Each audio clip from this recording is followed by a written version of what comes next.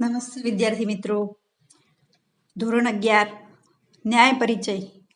આપણે અગાઉ 2 ન્યાય જોઈ ગયા હતા અને આજે આપણે ત્રીજો ન્યાય લેવાનો છે, વૃદ્ધ કુમારી વાક્ય ન્યાય. આ પહેલા આપણે એક સિંહાવલોકન ન્યાય અને પંક પ્રક્ષાલન ન્યાય 2 ન્યાય આપણે જોઈ ગયા છીએ.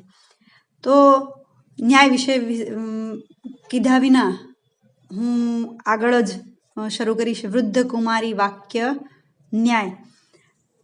તો વૃદ્ધ કુમારી એટલે વૃદ્ધ એવી કુમારી, અને વાક્ય ન્યાય, વાક્ય એટલે વચન, એટલે કે વૃદ્ધાવસ્થાએ પહોંચેલી કોઈ એક કુમારીના વચન ઉપરથી આ ન્યાય પ્રચલિત થયેલો છે.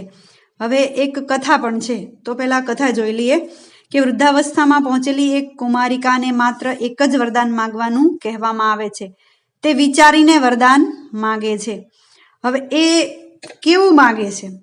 તો અહીંયા એક વાક્યમાં એણે કહી દીધું કે પુત્રા મે બહુ ક્ષીર ધ્રુત મોદનમ કાંચન પાત્રે ભુંજીરન, એટલે કે અર્થાત મેં પુત્રા એટલે કે મારા પુત્રો, કાંચન પાત્રે એટલે કે સોનાના વાસણમાં, કાંચન પાત્રે એટલે કે સોનાના વાસણમાં, બહુ ક્ષીર ધ્રુત મોદનમ, હવે એમ કીધું કે હવે સોનાના વાસણમાં, અને ધ્રુત એટલે કે ઘી, અને ક્ષીર એટલે કે દૂધ, ઘી અને દૂધથી યુક્ત એવા મોદનમ એટલે કે ભાત, ભુંજીરન એટલે કે ખાય. મારા પુત્રો સોનાના વાસણમાં ઘી અને દૂધથી યુક્ત એવા ભાત ખાય. હવે જો આમ એક જ વાક્ય છે, પણ છતાં એક જ વાક્યમાં એ જે કુમારી છે એ કુમારીએ કેટલું માંગી લીધું? તો કે આમ એક જ વાચનમાં, એક જ વાક્યમાં વૃદ્ધ કુમારીએ પોતાના પતિ અને પુત્રને તો માંગી જ લીધા કે મારા પુત્રો, અને તે પાસે એટલું જ નહીં, એની સાથે સાથે શું માંગ્યું? તો કે ઘી, દૂધ, અનાજ, અન્ન વગેરે ખાદ્ય પદાર્થો અને તથા સુવર્ણ આદિ ધન, એમ બધું જ માંગી લીધું. વૃદ્ધ કુમારીના આ વચન ઉપરથી આ ન્યાય પરિકલ્પના કરવામાં આવ્યો છે. એટલે એક જ વાક્યમાં ઘણું બધું એમણે માંગી લીધું. એટલે કે જો મારા પુત્રો એ સોનાના વાસણમાં, એટલે સોનાના વાસણમાં ક્યારે ખાતા હોય? કે જ્યારે એની પાસે ખૂબ પુષ્કળ સંપત્તિ હોય, એટલે પુષ્કળ ધન હોય ત્યારે જ સોનાના વાસણ હોઈ શકે, અને ત્યારે જ સોનાના વાસણમાં ખવાય. એટલે તો ધન સંપત્તિ પણ ખૂબ માંગી લીધી, લાંબુ આયુષ્ય માંગી લીધું, અને સાથે સાથે આ બધા વસ્તુ પદાર્થો તો કે ઉપલબ્ધ હોય તો એ પણ એને માંગી લીધા. એટલે એક જ વાક્યમાં કુમારીએ ઘણું બધું માંગી લીધું. એક આના જેવી જ એક વાર્તા છે. એ વાર્તામાં પણ એક કોઈ બ્રાહ્મણ છે, એ બ્રાહ્મણને વરદાન માગવાનું કહેવામાં આવે ત્યારે એ પણ કંઈક એવું જ વરદાન માગે છે કે મારા પુત્રવધુ એ 7મા માળની હવેલી ઉપર સોનાની ખાટ ઉપર મારા પ્રપૌત્રને હિંચકા નાખતી હોય. હવે આમ માંગ્યું કે પુત્રવધુ પ્રપૌત્રને હિંચકા નાખતી હોય સોનાના હિંડોળા પર, પણ એમાં એણે કેટલું બધું માંગી લીધું? તો કે 7 માળની હવેલી એટલે ખૂબ જ સંપત્તિ, સોનાનો હિંચકો એટલે સંપત્તિ, અને સાથે પોતાનું પણ લાંબુ આયુષ્ય, એને હું જોઉં એમ, એટલે પોતાનું લાંબુ આયુષ્ય, અને સાથે પોતાના પુત્ર અને એના પુત્રને, અને એ હિંચકા નાખતી જોવે. એટલે ઘર પણ બધા જેના પુત્ર પૌત્ર જે બધા છે એ બધાને પણ, એટલે કે ઘર ભરું ભાદરું, અને ખૂબ જ સંપત્તિ, અને પોતાનું પણ લાંબુ આયુષ્ય, એટલે એક જ વાક્યમાં ઘણું બધું એણે એક સાથે માંગી લીધું. તો એ જ વાત અહીંયા કરેલી છે. એટલે માનવ જીવનના જુદા જુદા અનેક સંદર્ભોમાં આ ન્યાયથી પ્રેરણા અને ઉપદેશ મળી શકે એમ છે. અહીં ભોજનના સંદર્ભે આ ન્યાયથી મળતો ઉપદેશ વિચારશું, એટલે કે આપણને ખાવા પીવાની જે વસ્તુ છે એના આધારે આપણે એનો અહીંયા ઉપદેશ વિચારશું. બાકી ઘણી બધી બીજી બધી બાબતો પણ છે, પણ અહીંયા એક ખાવાની વાત આપણે જોઈએ. તો કે આપણે જાણીએ છીએ કે શરીરને માટે અનેક પ્રકારના વિટામિન, ખનિજ, પ્રોટીન વગેરે તત્વો અપેક્ષિત છે, કે જેમ કે આપણા શરીર માટે કોઈ 1-2 પદાર્થથી ચાલે એવું છે નહીં. તો એ બધા જો પદાર્થો કમ હોય તો ઘણા બધા રોગો થવાની શક્યતા વધી જાય છે.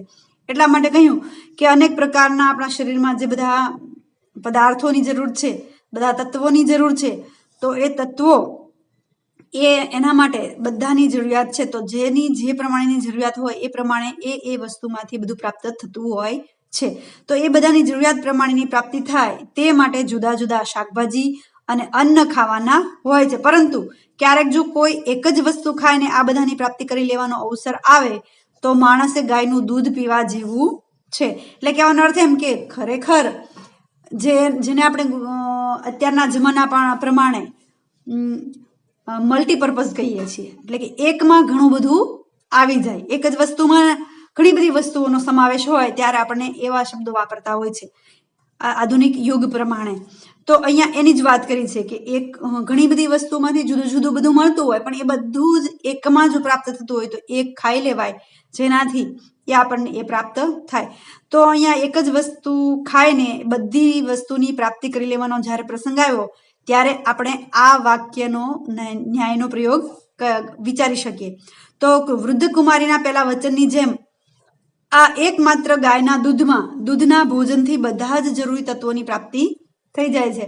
એટલે એક જ વસ્તુમાં બધું આવી જાય. ઘણી વખત આપણે 4-5 એકમાં થતું હોય, એક જ વસ્તુમાં 4-5 વસ્તુ થઈ જતી હોય તો આપણે એને કહીએ કે ભાઈ આ તો 4 in 1 છે, 5 in 1 છે. મતલબ આ આટલી બધી વસ્તુ આ એક જ પદાર્થમાંથી કે એક જ વસ્તુમાંથી આપણને મળી શકે છે, એક જ વસ્તુમાંથી થઈ શકે છે.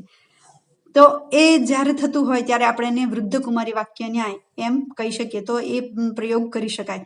આવી રીતે જ્યારે કોઈ પણ વ્યક્તિ એક જ ઉપક્રમથી અનેકની પ્રાપ્તિ કરતી હોય, એટલે એનો કહેવાનો અર્થ માત્ર એટલો જ છે કે એક જ વસ્તુ એક જ વ્યક્તિની જ્યારે ઉપસ્થિત હોય અને એના ઘણા બધા જે કાર્યો હોય એ બધા પાર પડતા હોય ત્યારે અનેકની પ્રાપ્તિ થતી હોય ત્યારે એવી એકની સાથે ઘણી બધી ઉપલબ્ધિ હોય, ઘણી બધી એક સાથે પ્રવૃત્તિ થઈ શકતી હોય ત્યારે આ વાક્ય ન્યાય પ્રયોગ કરી શકાય. એટલે અહીંયા કીધું છે કે જ્યારે કોઈ એક વ્યક્તિ હોય અને ઘણા બધા પદાર્થોની અનેકની પ્રાપ્તિ થતી હોય અથવા ત્યારે એવી વ્યક્તિની ઉપલબ્ધિને સરસ રીતે વાચા આપવા માટે આ ન્યાય વાક્યનો પ્રયોગ કરી શકાય. એટલે કે આ ન્યાય છે એ ત્યારે તેનો પ્રયોગ કરી શકાય. એટલે મોટા ભાગે અત્યારના યુગ પ્રમાણે એકમાંથી જે થતું હોય એના કરતાં જ્યારે એક વ્યક્તિ કે એક વસ્તુ પદાર્થ જે છે એ ઘણી બધી કાર્યની આપણે ઉપલબ્ધિ કરાવી આપતું હોય તો આપણે એવી જ વસ્તુની પસંદગી કરતા હોઈએ છીએ. તો ત્યારે આ વાક્ય ન્યાયનો પ્રયોગ આપણે કરી શકીએ કે ભાઈ આ વૃદ્ધ કુમારી વાક્ય ન્યાય જેવું મને હોય તો એ ગમે છે, એવું કહી શકીએ.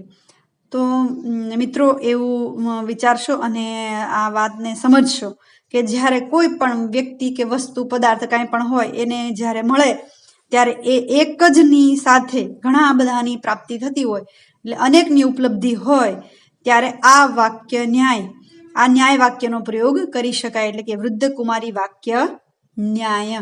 હવે આપણે ફરી જ્યારે મળીશું ત્યારે નવા ન્યાય સાથે મળીશું. તો આજે આપણે આટલું અહીંયા રાખીએ. આવજો.